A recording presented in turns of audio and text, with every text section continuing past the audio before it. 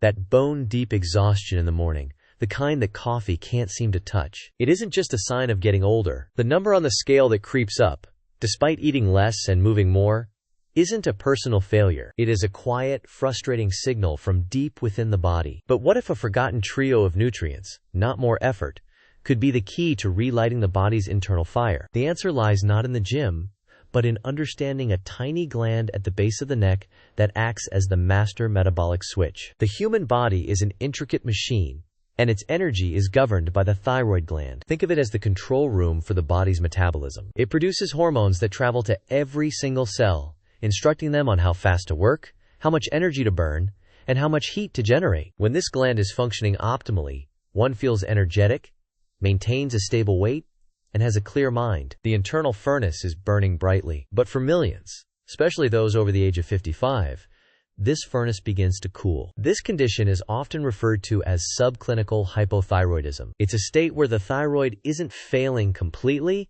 but it is certainly faltering. It's producing just enough hormone to pass standard blood tests, leaving many to be told that everything is normal. Yet, the symptoms persist, creating a deep sense of confusion and invalidation. The signs are subtle at first: a new sensitivity to cold rooms, skin that feels perpetually dry, hair that seems to be thinning more than it should, and a mental fog that makes finding the right word feel like a struggle. These aren't separate issues. They are interconnected whispers from a system running on low power. The most disheartening symptom for many is the stubborn weight gain. When the thyroid slows down, so does the basal metabolic rate, the number of calories the body burns at rest. This means that the same meal that once fueled the day now contributes to excess weight, particularly around the midsection. It's a metabolic sabotage that happens silently, beneath the surface. This changes everything. But what if the very foods often praised as pillars of a healthy diet are secretly contributing to this metabolic slowdown? The clue may be found not in what is missing from the plate, but in what is being added in excess. The conversation around thyroid health often misses a crucial detail: the existence of goitrogens. These are naturally occurring compounds found in many cruciferous vegetables, foods like broccoli, cauliflower, cabbage, and kale. In certain conditions, these compounds can interfere with the thyroid's ability to utilize iodine, a mineral absolutely essential for producing its hormones. This does not mean these vegetables are bad.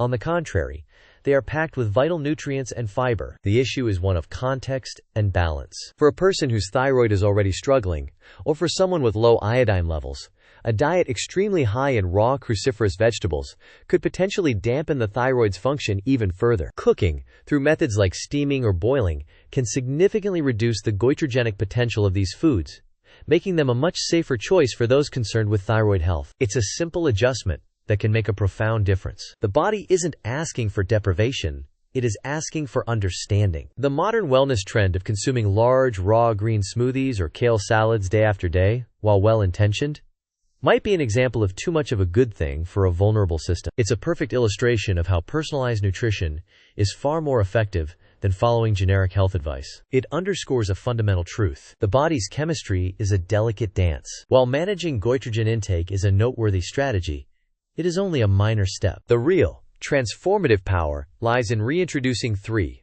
lost nutrients that act as the spark plug, the fuel, and the accelerator for the entire thyroid engine. The first of these is selenium. This powerful trace mineral is perhaps the most overlooked component in the conversion of thyroid hormone. The thyroid produces mostly an inactive form of hormone called thyroxine, or T4. For the body to use it, it must be converted into the active form, triiodothyronine, or T3. Selenium is the essential cofactor for the enzyme that makes this conversion happen. Without sufficient selenium, the body may have an abundance of T4 hormone circulating in the blood, which would look normal on a standard test, but it cannot be activated. It's like having a full tank of gasoline, but no spark plug to ignite the engine. The potential is there, but the power cannot be unleashed. Furthermore, selenium acts as a potent antioxidant, protecting the thyroid gland itself from oxidative stress. The process of creating thyroid hormone generates hydrogen peroxide, a substance that can damage thyroid tissue over time. Selenium is a key component of glutathione peroxidase,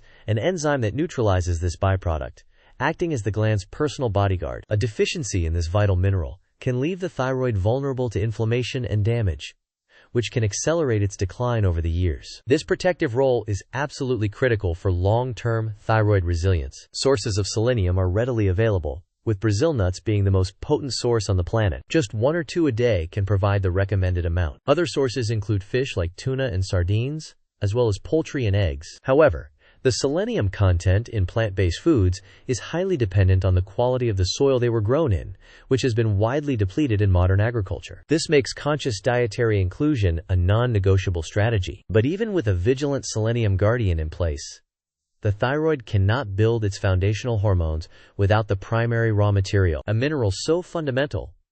Its profound role in human energy has been almost entirely overlooked in the modern conversation about diet. This mineral is iodine. The names of the thyroid hormones themselves, T4 and T3, refer to the number of iodine atoms attached to their molecular structure. Thyroxine has 4 iodine atoms, and triiodothyronine has 3. The message is clear and absolute.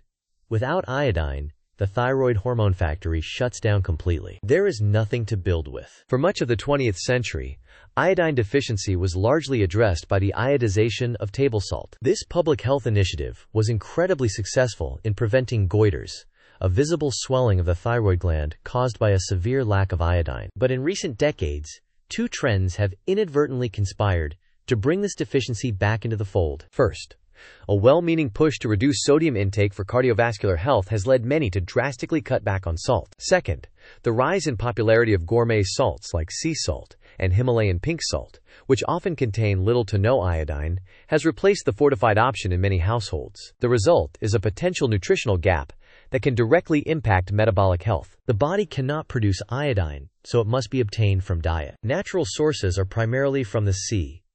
Seaweed, kelp, and saltwater fish, like cod and tuna, are all rich in this essential mineral. For a gland that weighs less than an ounce to command the energy of the entire body, it relies on this steady, consistent supply of its most basic building block. Providing it is the second critical step to reigniting the metabolic furnace. It is the fuel for the fire. We now have the selenium guardian to protect the gland and activate its hormones, and the iodine fuel to build them in the first place. But there is one more ghost in this metabolic machine, a master mineral, that controls over 300 essential enzymatic processes, including the final, crucial step, the sensitivity of every cell in the body to the thyroid's message. Without it, the hormone is produced, it is activated, but when it arrives at its destination, no one is listening. This final piece of the puzzle is magnesium. Its role is not in the thyroid gland itself, but in every single cell that the thyroid tries to communicate with. Magnesium is vital for the health of cellular receptors. It helps ensure that when the active T3 hormone arrives, the cell's doorbells works and the message to increase metabolism is received loud and clear. A widespread deficiency in magnesium can lead to a state of thyroid resistance. The gland is working, the hormones are circulating, but the body's cells are deaf to their commands. This creates a frustrating scenario where blood tests may appear perfectly fine, yet the individual experiences all the classic symptoms of a slow metabolism. The symptoms of magnesium deficiency themselves are vast and can be difficult to pinpoint because they overlap with so many other conditions. Muscle cramps, poor sleep, anxiety, and fatigue are all hallmark signs. Sound familiar? They are also classic signs of an underactive thyroid, creating a confusing feedback loop of symptoms that can be incredibly difficult for one to untangle on their own. This master mineral is often called the relaxation mineral for its ability to calm the nervous system and relax muscle fibers. But its role in energy production is just as critical. It is involved in the creation of adenosine triphosphate, or ATP, the very energy currency of our cells. The problem is that modern life systematically depletes magnesium levels. Chronic stress, excessive sugar and caffeine consumption, and certain common medications can all drain the body's stores. Compounding this, modern agricultural soil is significantly less rich in magnesium than it was just a few generations ago, meaning the very vegetables we eat contain less of this critical nutrient. Recognizing the silent drain of this essential element is the final key. It's the mineral that ensures the entire system, from hormone creation to cellular reception, works in beautiful, energetic harmony. It ensures the message is not only sent, but that it is also received. So with these 3 elements, selenium, iodine, and magnesium, the full picture of thyroid support begins to emerge. But simply knowing the players is not enough. The way they interact, the correct forms, and the proper balance between them is where the true science of metabolic rejuvenation lies. For example, supplementing with iodine in the presence of a selenium deficiency can actually increase inflammation in the thyroid gland, making matters worse. This delicate interplay is absolutely critical, and it begins with understanding the right sequence. The first step is not to add, but to prepare the foundation. Before one even considers adding these vital nutrients back into their system, the body's cellular machinery must be ready to receive them. And this is where we uncover the true villain of our story. It's not a deficiency. It's an internal saboteur, a hidden force that can render all your efforts useless. A metabolic handbrake that your own body pulls in times of perceived crisis. What if I told you that you could have perfect levels of selenium, iodine, and magnesium and still have a metabolism that runs at a crawl? This saboteur is the chronic stress response, and its weapon of choice is a hormone called cortisol. Now, we've all heard about cortisol. It's the CS, stress hormone. But its role is far more insidious than just making us feel frazzled. In the context of your metabolism, cortisol is a hijacker. It seizes control of the entire thyroid hormone pathway, twisting it to serve a different, more primitive agenda: survival at all costs. Remember that crucial conversion of inactive T4 into active T3? The one that selenium so brilliantly facilitates? Well, chronic elevated cortisol directly inhibits the enzyme responsible for that conversion. So you can have all the selenium in the world, but if cortisol is running the show, your T4 is going nowhere. It's like having a full tank of gas, but someone has cut the fuel line to the engine. Your body has the potential for energy, but it cannot access it. But it gets worse. Cortisol doesn't just block the good stuff. It actively promotes the creation of a metabolic imposter. It shunts the conversion of T4 down a different path, creating a molecule called reverse T3. Reverse T3, or RT3, is the evil twin of active T3. It has a similar shape, so it can fit perfectly into the T3 receptors on your cells. But it has no metabolic effect. It is a blank, a dud key. So not only are you not making enough of the active hormone, but the little you do make can't even deliver its message, because this imposter molecule is squatting in its parking spot. This is a state of profound cellular hypothyroidism